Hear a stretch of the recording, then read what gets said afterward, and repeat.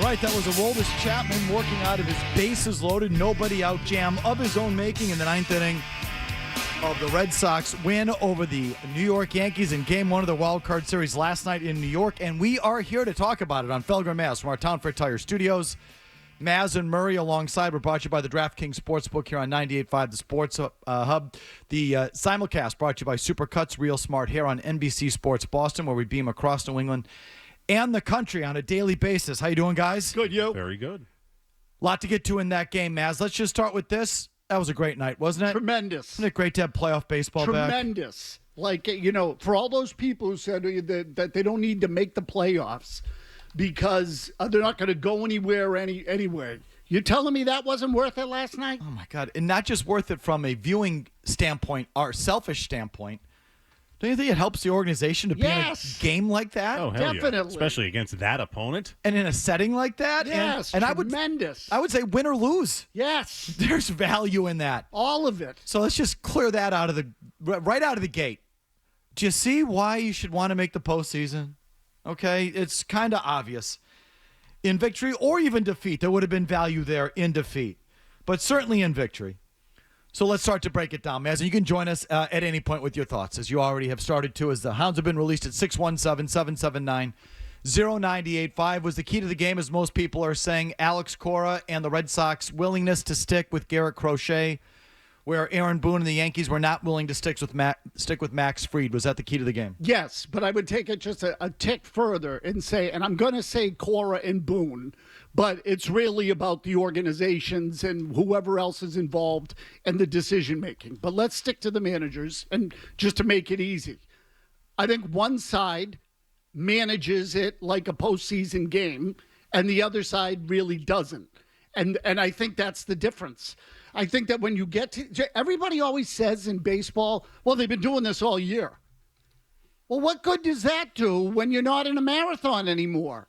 You're in a sprint. So everything changes. And Cora alluded to this in his postgame when he said, look, all the decisions we make during the year are in part geared towards getting to this moment and letting guys go deeper. So what did the Red Sox do? They let Garrett Crochet throw a career high in pitches, 117, and they basically tried to milk him for pretty much every drop or close to it. Meanwhile, Boone takes his guy out with nobody on base. Nobody on base after he got the leadoff man and 1 out when he's been in control of the game the whole night. And the bottom of the Red Sox order. Right, and turns it over to a bullpen that has been hit or miss, pretty much trick or treat for the entire time that they built it post-trade deadline. So it could be good, it could be bad, you really don't know. The Red Sox played that whole game with the idea of getting into the Yankees bullpen, and the Yankees opened the door for them. They opened the door. Here, you're in our bullpen. Get in the seventh inning, and they lost. Murray, you thought that was the key, too, obviously? Without question. Boone and the Yankee geeks had a plan before the game started, and they were not going to, use a geek term, deviate from that plan, no matter what. Despite the fact that there's super pen there, so they go to Luke Weaver after they pull out Max Fried. He's not the same Luke Weaver as he was last year. Super pen. But maybe these geeks and Boone himself doesn't factor that in. They're like, well, you know, he was really good for us as part of our super pen last year. Try to go super pen. No, just I couldn't believe they pulled Fried at 102 pitches. And Ask the super pen guys. His last out was an infield out. I think you just go batter to batter from there. You saw it earlier in the day with Detroit in their first game against Cleveland. They let Skubal go deep in the game. Crochet went deep in the game. It's anything goes once the postseason starts. Cora completely pantsed Aaron Boone and those Yankee geeks last night. Well, and it's not even a long series. No, well, that's the other thing, Mike. Right. It's a 3-game series. If it's a long series, you can kind of say, well, we're going to throw Fried in game 4, and okay. He's got one start. It's it. That's your one crack at it. You're saving him for April? He's not going to come back in one of those relief appearances, I doubt, in game 3. And what you just said is an important point. It's a 3-game series. Okay, you get game 1, the other team's on the brink. And you know, in the current format, the teams that have won game 1 have won all 12 series. Yes. They're 12 for 12. So game 1 is it. Yes. You got to get game 1. You get control of the series. So it's a good point by Murray. It's how Detroit managed it early in the day. It's how Alex Cora and the Red Sox managed last night, and it's not how Aaron Boone and the Yankees managed it. They don't get it. They don't. The Yankees don't get it. They haven't figured that out yet. And so the other part of it to me is we're talking primarily about the starting pitchers, which we should. That's where it begins.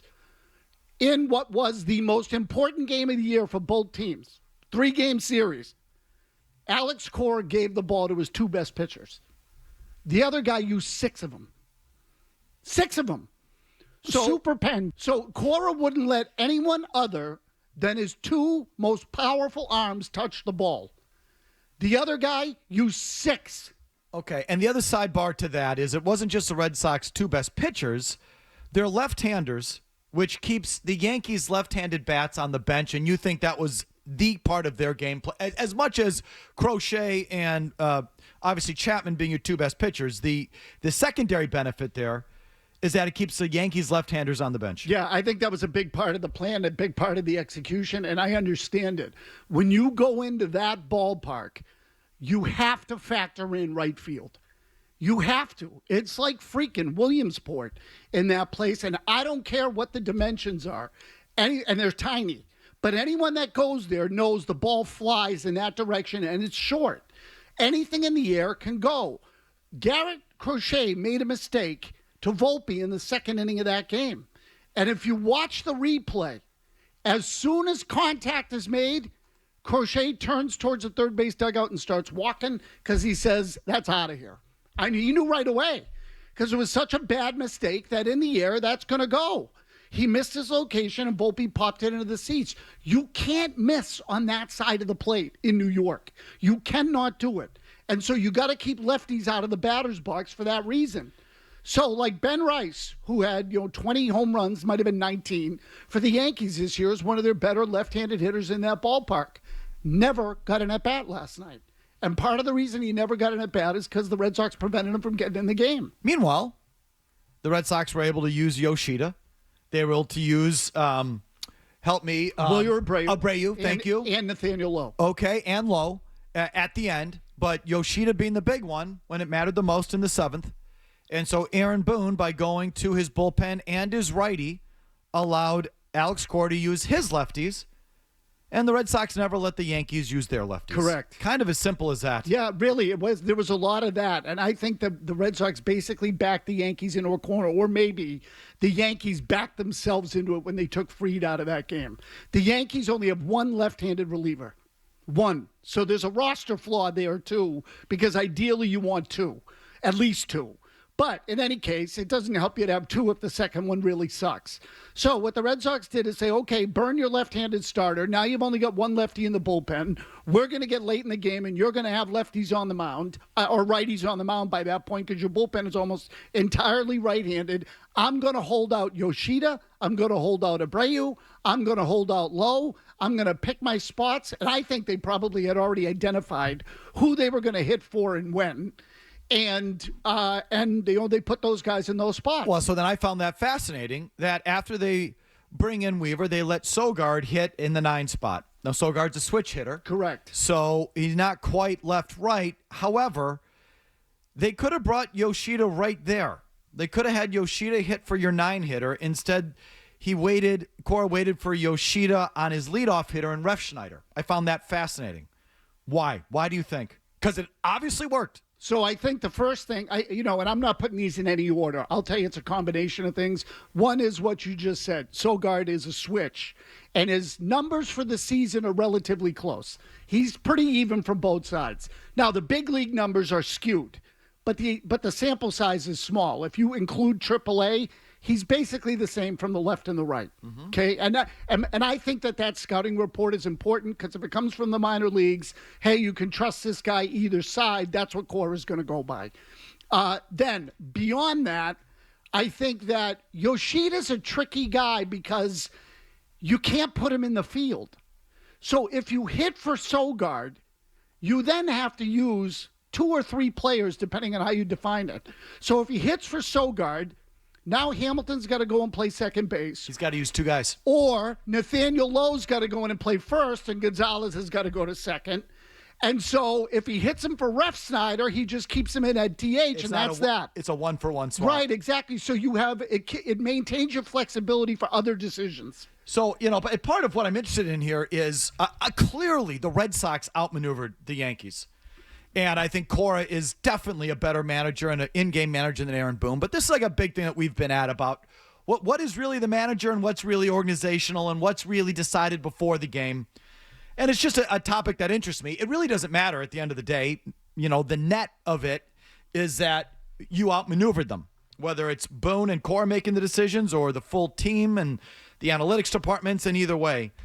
But maybe I was just listening to the radio broadcast, the team broadcast there, and it's like, you see Cora and his in-game moves, and I'm like, anyone who thinks he can't manage in the game doesn't know what he's talking about. I'm like, no, he's a good game manager. Like, everyone sort of acknowledges that, but what really is him? What's really predetermined? I mean, that thing with, he sensed it in Sogard. He knew it. He could feel it with Sogard, and, the personal touch of knowing if a guy's ready to go.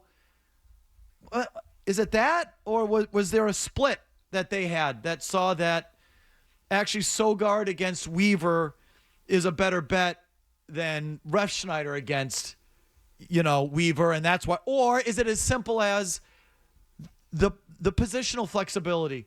And if they do pinch hit for Sogard, then they really got to bring in two guys for the one at bat, where if you just pinch hit Yoshida for Refschneider, you don't have to futz around with the rest of, like, is it really the in-game feel, or was it really just was that predetermined? And is it really just sort of more logical than we would have thought in real time? I think it's largely predetermined, and there is some logic to it. Like, again, I think the one-for-one thing makes sense. And if you look at the way it broke down last night, Lowe hit for Gonzalez, and then he went in and played first. Right. So he did one-for-ones. I mean, and my guess is before the game, they looked at it and said, okay, if we get into the bullpen and they bring in their righties, and we're going to see nothing but righties, we're going to hit these guys for these players. Eaton's going to sit. That'll be Abreu.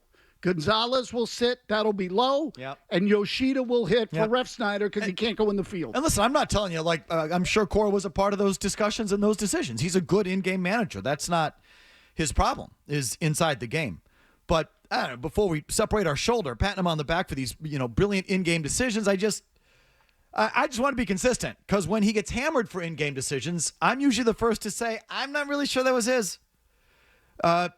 And so I'd say the same thing when it all works out. Either way, the decision-making on that end of it is superior in Boston to New York. I mean, even something as small as that scouting report on Aaron Judge. They were going to attack Aaron Judge because his arm is kind of messed up, and that in conjunction with the fact that I think Aaron Judge on that Sogard ball into right center didn't exactly charge that 100%.